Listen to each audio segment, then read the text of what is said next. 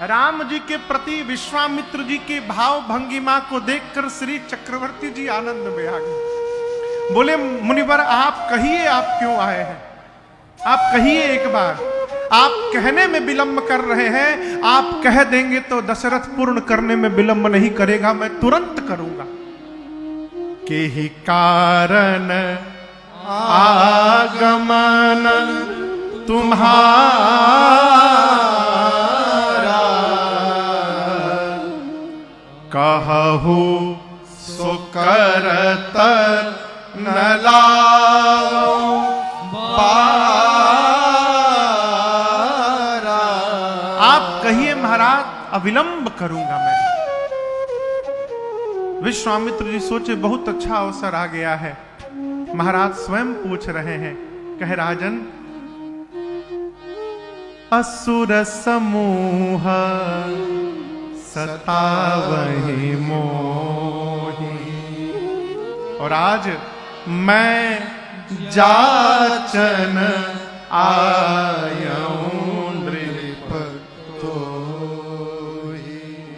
बोले महाराज आज मुझे असुरों का समूह सता रहा है, और आप जो मैं आपसे कुछ याचना करने आया हूं, मांगने आया हूं। महाराज बोले आप महात्मन हैं, मैं राजा हूं, मैं आपका दास हूं। आप स्वामी है प्रभु। स्वामी दास से याचना नहीं करता है, स्वामी दास को आदेश देता है। आप आदेश करिए, आप जो कहिएगा दूंगा। विश्वामित्र जी बोले मैं आपसे जो मांगने के लिए आया हूं वो आदेश देने से नहीं मिल सकते हैं, वो तो याचना करने से ही प्राप्त हो सकते हैं। वो आदेश से परे हैं, उनके लिए तो निवेदन ही किया जा सकता है, मैं वो लेने आया हूं। महाराज बोले मांगिए क्या चाहिए। विश्वामित्र जी बोले अनुज समेत देहु रघुनाथ, निश्चर बध में हो बसना। छोटे भैया के साथ आप रघुनाथ जी को दे दीजिए। अब इस वाक्य के अनुसार राम जी के छोटे भैया लक्ष्मण जी से पहले भरत जी हैं। तो यदि वाक्य को देखा जाए तो राम जी के साथ श्री भरत जी को जाना चाहिए था, लक्ष्मण जी क्यों चले गए, ये भी प्रश्न है। जब महाराज ने चारों बच्चों को बारी बारी से प्रणाम करवाया तो सबसे पहले राम जी दंडवत किए, दंडवत करके यहां आके बैठ गए इधर। राम जी के बाद भरत जी प्रणाम किए तो भरत जी राम जी के पीछे जाके नहीं बैठे, भरत जी यहां आके बैठ गए। क्यों? यहां बैठूंगा तो बैठा भी रहूंगा और सामने मेरे भैया रहेंगे, उनको देखता भी रहूंगा, प्रभु का दर्शन भी करता रहूंगा। भरत जी यहां बैठ गए। भरत जी के बाद लक्ष्मण जी प्रणाम किए, वो राम जी के पीछे जाकर बैठ गए, और शत्रुघ्न जी प्रणाम किए, जाकर भरत जी के पीछे बैठ गए। विश्वामित्र जी देखे दुई इधर बैठ गए, दुई इधर बैठ गए, लगता है ये वाले भैया राम जी के साथ रहते हैं, इसलिए बोले अनुज समेत देहु रघुनाथ। इन छोटे भैया के साथ राम जी को मुझे दीजिए। राम जी जाएंगे, निशाचरों का अंत करेंगे, और आपके राम को प्राप्त करके महाराज ये अनाथ भी सनाथ हो जाएगा। महाराज का चेहरा उतर गया। विश्वामित्र जी बोले महाराज आप दान दे रहे हैं, दान प्रसन्न मन से देना चाहिए। कहां अज्ञान में फंसे हैं, इस मोह अज्ञान का त्याग करिए। आप देंगे तो आपकी कीर्ति फैलेगी और आपके बच्चों का कल्याण हो जाएगा। अज्ञान छोड़िए महाराज। दशरथ जी महाराज को अज्ञान है, धर्म धुरंधर गुण निधि ज्ञानी महाराज को अज्ञान है? श्री चक्रवर्ती जी ज्ञानी हैं, और उन ज्ञानी को आज विश्वामित्र जी अज्ञानी बोल रहे हैं। दशरथ जी मन में सोचे कि दशरथ आज यदि ज्ञानी बनोगे ना तो राम को देना पड़ जाएगा। वो ज्ञान ही किस काम का, जिस ज्ञान के चलते रघुनाथ ही दूर हो जाए। ज्ञानी बनने से अच्छा है आज अज्ञानी बन जाया जाए, कम से कम राम से तो बिछो नहीं हो गया। इसलिए जानबूझकर अज्ञानियों जैसा व्यवहार करने लगे। विश्वामित्र जी बोले अज्ञान छोड़िए, राम को दीजिए। दशरथ जी बोले मैंने मांगने के लिए कहा, इसका अर्थ कुछ भी मांग लेंगे आप? आपको मांगने का ढंग नहीं आता। राम को मांगा आपने ना, राम में 2 अक्षर हैं, राम। मुनिवर, भूमि में भी 2 अक्षर है, भूमि मांगिए भूमि दे दूंगा। कोश में भी 2 अक्षर है, आप मांगिए मैं अवध का सारा कोश लुटा दूंगा। धन में भी 2 ही अक्षर है, धन मांगिए जितना बोलेंगे मैं दे दूंगा। गौ में भी 2 अक्षर है, आप महात्मा हैं, जितनी बोलेंगे उतनी गौ माताओं को दे दूंगा। विश्वामित्र जी कुछ नहीं बोले, ये कुछ नहीं चाहिए, अब क्या दूं आपको? प्राण में भी 2 अक्षर है, आप मुझसे मेरा प्राण मांगिए, मैं बिना विलंब किए अपना प्राण निकाल कर आपको दे दूंगा। लेकिन सत्य मानिए, राम को नहीं दे पाऊंगा मैं। राम मुझे अपने प्राण से अधिक प्रिय है महाराज, मैं कुछ भी दे सकता हूं, राम को नहीं दूंगा। जैसे चक्रवर्ती जी बोले राम को नहीं दूंगा, विश्वामित्र जी ये सुनकर आनंद में झूमने लगे। आप कल्पना करिए, आप किसी से कुछ मांगने गए और सामने वाला कहे मांगिए मांगिए अभी दूंगा, मांगने के बाद कह दे नहीं दूंगा, आपको क्रोध आएगा कि आनंद आएगा? है? क्रोध आएगा ना। विश्वामित्र जी को आनंद आया, मन ही मन सोचने लगे धन्य है महाराजा, आज मुझे पता चला भगवान विरक्तों को छोड़कर गृहस्थ के घर में क्यों अवतार लिए हैं।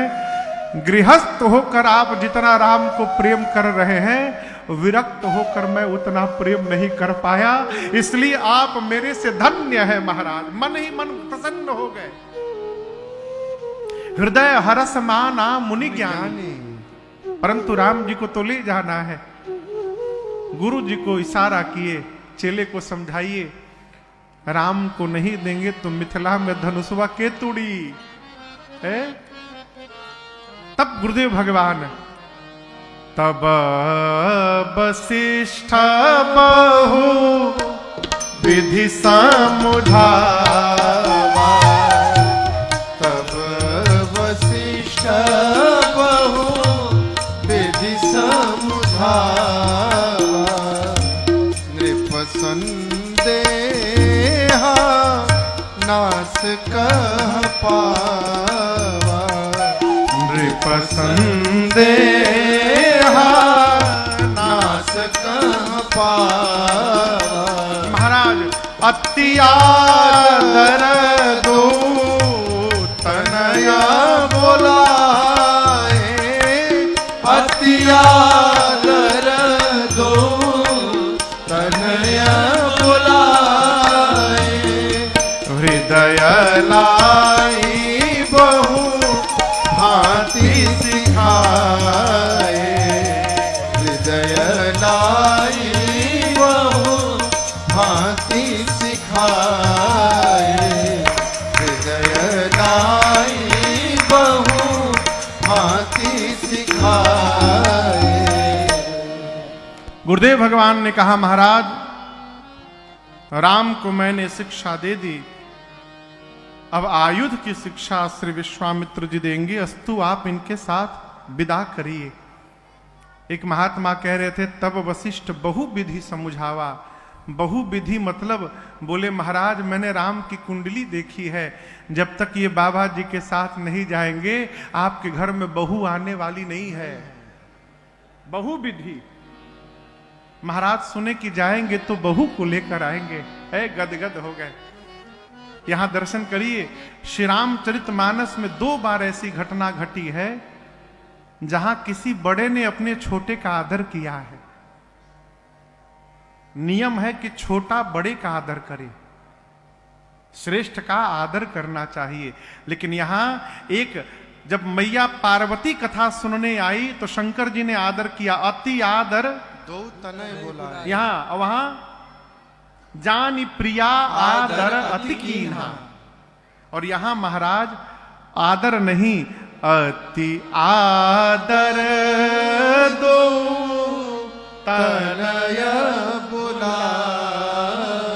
महाराज ने अति आदर करके श्री राम लक्ष्मण जी को बुलाया। आदर क्यों? महाराज सोचने लगे राजा मैं हूं, राजा का परम कर्तव्य और धर्म है कि उसके राज्य में रहने वाले ऋषि महात्मा निर्भय होकर भगवान का भजन करें। जिस कार्य को संपादित कराने हेतु राम लक्ष्मण को मांगने विश्वामित्र आए हैं, उस कार्य को करना मेरा धर्म था, परंतु जिस कार्य को मैं नहीं कर पाया उस कार्य को मेरे राम करने जा रहे हैं, इसलिए महाराज ने आज राम जी का आदर किया है। ये कथा कहती है हमसे हमारा छोटा भी जब कोई श्रेष्ठ कार्य करके आवे अथवा कार्य करने जाए तो उसका यथोचित आदर करना चाहिए। महाराज ने आदर करके बुलाया, हृदय से लगाया, शिक्षण किया। जैसे आज तक आप मुझसे पूछ पूछ कर व्यवहार करते रहे, आज के बाद विश्वामित्र जी से पूछ पूछ कर व्यवहार करिएगा। राम लक्ष्मण जी के हाथ को सौंपा विश्वामित्र जी के हाथ में और कहा मुनिवर एक बात कहें, आप ये मत समझिएगा कि दशरथ ने अपने पुत्रों को सौंपा है, आप ये समझिएगा कि दशरथ ने अपना प्राण निकाल करके आपको सौंप दिया है। ये दोनों मेरे प्राण हैं। और एक बात कहूं और, अब इनका पिता मैं नहीं हूं।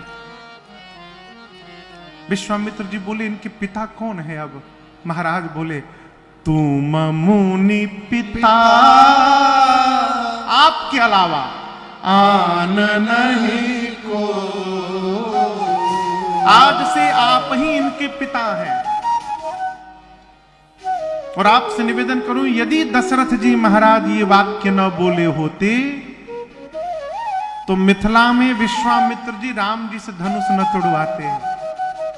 कहते राम पहले बाबूजी से पूछो तोड़े कि न तोड़े, ऐसी स्थिति उत्पन्न न हो, इसलिए महाराज ने पहले ही कह दिया आप ही पिता हैं।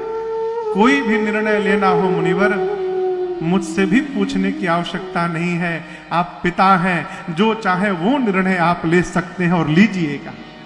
कह के सौंपा है।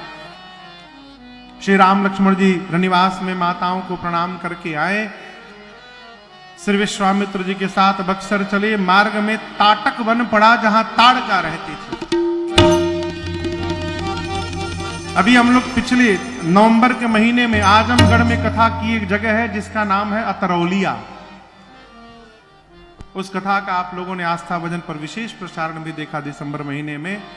जिस स्थान पे कथा की हम लोग, वो जंगल के बीच में स्थान था, प्रथम देव स्थान, बहिरादेव जी की तपस्थली थी, प्रथम देव स्थान। वहां जो महाराज जी थे बताने लगे, महाराज देवराहा बाबा आए थे यहां पर बहिरादेव जी से मिलने। तो देवराहा बाबा बताए कि इस स्थान का नाम प्रथम देव स्थान है। क्यों? जब राम लक्ष्मण जी को लेकर विश्वामित्र जी अयोध्या चले तो प्रथम रात्रि वहां पर विश्राम किए थे, इसलिए उस स्थान का नाम प्रथम देव स्थान पड़ा। और उसी वन में ताड़का रहती थी। वहां पर ताड़का को पता है कि विश्वामित्र किसी को लाने गए हैं जो हम लोगों का वध करने वाला है। पहले से घात लगाकर बैठी थी। जैसे विश्वामित्र जी राम लक्ष्मण जी को लेकर आए, सुनी ताड़का क्रोध विकराल रूप धारण करके दौड़ी ताड़का। भगवान ने कहा राम शीघ्र मारिए इसको। राम जी बोले गुरुदेव अबला है। बोले अबला नहीं, यही सबसे बड़की बला है, मारिए तुरंत। भगवान निकाले अपना मोह बाण और एक बाण में एक ही बाण प्राण हर लेना। जिन जानते ही निज पद दीन्हा, जिन जानते ही निज पद दीन्हा, जिन जानते ही